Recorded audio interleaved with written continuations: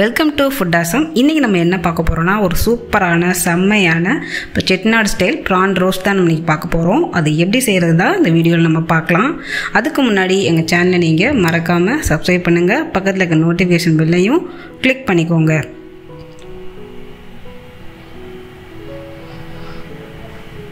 இப்போது நான் வந்து ஒரு 250 கிராம்ஸ் அளவுக்கு ப்ரான்ஸ் நல்லா சுத்தம் பண்ணி க்ளீன் பண்ணி வச்சுருக்கேன். இந்த மாதிரி நம்ம வந்து பெரிய ப்ரான்ஸாக இருந்துச்சுன்னா சென்டரில் உள்ள அந்த குடலை நம்ம எடுத்துடலாம். அது வந்து உடம்புக்கு நல்லது கிடையாது, அதுக்கு எடுத்துடலாம். இப்போ இதை வந்து நம்ம மசாலாலாம் போட்டு கொஞ்சம் நம்ம ஊற வைக்கணும். அதுக்கு வந்து மஞ்சள் தூள் ஒரு 1/4 டீஸ்பூன் அளவுக்கு ஆட் பண்ணிக்கலாம். கரம் மசாலா ஒரு 3/4 டீஸ்பூன் அளவுக்கு ஆட் பண்ணிக்கலாம். தனியாத்தூள் 1 டீஸ்பூன் அளவுக்கு ஆட் பண்ணிக்கலாம். காஷ்மீரி மிளகாத்தூள் ஒரு 1/2 டீஸ்பூன் அளவுக்கு நம்ம ஆட் பண்ணிக்கலாம். இது கூடவே நீங்கள் ஜீரகத்தூள் ஒரு 1/2 டீஸ்பூன் அளவுக்கு நம்ம சேர்த்துக்கலாம்.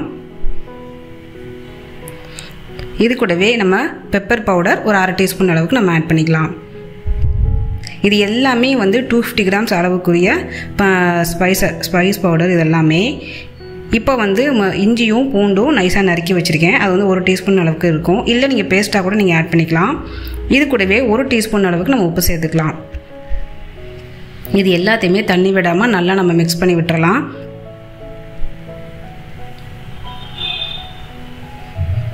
இது வந்து ஒரு 30 நிமிஷம் நல்லா நீங்கள் ஊற விட்டுருங்க. அப்போ தான் நல்லாயிருக்கும். இந்த மசாலாலாம் நல்லா உள்ளே இறங்கி நல்லா டேஸ்ட்டாக இருக்கும் உங்களுக்கு சாப்பிட்றதுக்கு.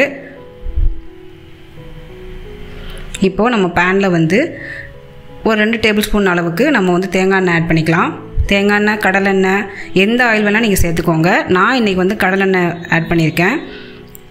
நான் எண்ணெய் நல்லா காஞ்சதுக்கப்புறமா பட்டை வந்து ஒரு சின்ன பீஸ் நம்ம வந்து சேர்த்துக்கலாம். நான் வந்து நல்லா உடச்சி வச்சுருக்கேன்.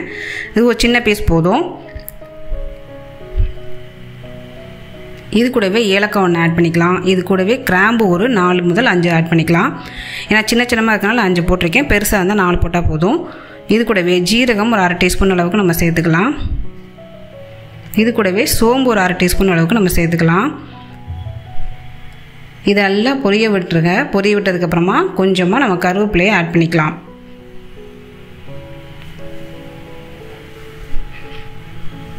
நீங்கள் இந்த ப்ரான்ஸ் வந்து தேங்காய் எண்ணெய் கடலை எண்ணெயில் செய்யும்போது ரொம்பவே டேஸ்ட்டாக இருக்கும். அந்த ஊர் பக்கம்லாம் செட்டிநாடு பக்கம்லாம் வந்து தேங்காய் எண்ணெயில் தான் செய்வாங்க. ரொம்பவே நல்லாயிருக்கும். இது வந்து ஆனியன் வந்து 2 மீடியம் சைஸ் வெங்காயத்தை வந்து நான் கட் பண்ணி வச்சுருக்கேன். நீங்கள் சின்ன வெங்காயம் வந்தால் ஒரு 20 வெங்காயம் நீங்கள் ஆட் பண்ணிக்கோங்க. இது வந்து வெங்காயம் வந்து மீடியம் சைஸ் வெங்காயம் 2 நான் வந்து கட் பண்ணி எடுத்திருக்கேன். வெங்காயம் நல்லா வதங்க விட்டுருங்க. இந்த மாதிரி வதங்கினதுக்கப்புறமா 1 டீஸ்பூன் அளவுக்கு நம்ம வந்து இஞ்சி பூண்டு பேஸ்ட்டு ஆட் பண்ணிக்கலாம்.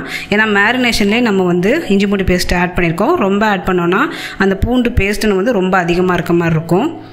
இப்போ வந்து மீடியம் சைஸ் தக்காளி வந்து 2 வந்து நான் பேஸ்ட் பண்ணி வச்சுருக்கேன். அதையும் ஆட் பண்ணிடலாம்.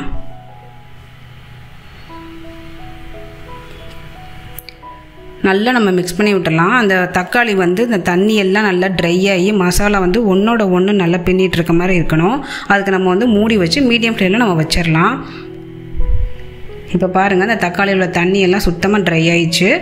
மசாலா ஒன்று கூடிருச்சு, நல்லா ஒன்றோட ஒன்று கூடிருச்சு. இப்போ நம்ம மேரினேட் பண்ணி வச்சுருக்கோம்ல அந்த ப்ரான்ஸு, அதை எடுத்து நம்ம ஆட் பண்ணிடலாம்.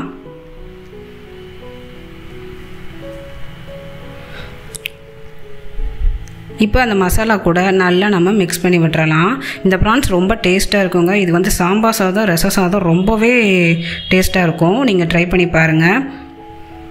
நம்ம அதிகமாக காசு கொடுத்து ஹோட்டலில் வாங்குறத விட நம்ம வீட்லேயே நல்லா செஞ்சு சாப்பிடலாம். இப்போ வந்து நல்லா நம்ம மசாலா கூட அந்த ப்ரான்ஸை வந்து மிக்ஸ் பண்ணி விட்டாச்சு. இப்போ அதை மூடி வச்சு ஒரு 10 மினிட்ஸ் நம்ம குக் பண்ணலாம். ரொம்ப நேரம் நம்ம வந்து ப்ரான்ஸ் குக் பண்ண விட்டோம்னா ரப்பரே மாதிரி ஆயிரும். ஒரு மாதிரி கடிக்கவே கஷ்டமாக இருக்கும். குழந்தைங்கனால சாப்பிட முடியாது. 10 மினிட்ஸ்க்கு மேலே நீங்கள் வந்து ப்ரான்ஸை வந்து குக் பண்ணாதீங்க. இப்போ பாருங்கள், நல்லா வெந்துருச்சு. பாருங்கள், நல்லா ஒரு பீஸை நான் வந்து பிச்சு காட்டியிருக்கேன். பாருங்கள், நல்லாவே வெந்துருச்சு. மசாலாவும் இந்த ப்ரான்ஸ் கூட ஒன்றோட நல்லா ஒட்டிருச்சு.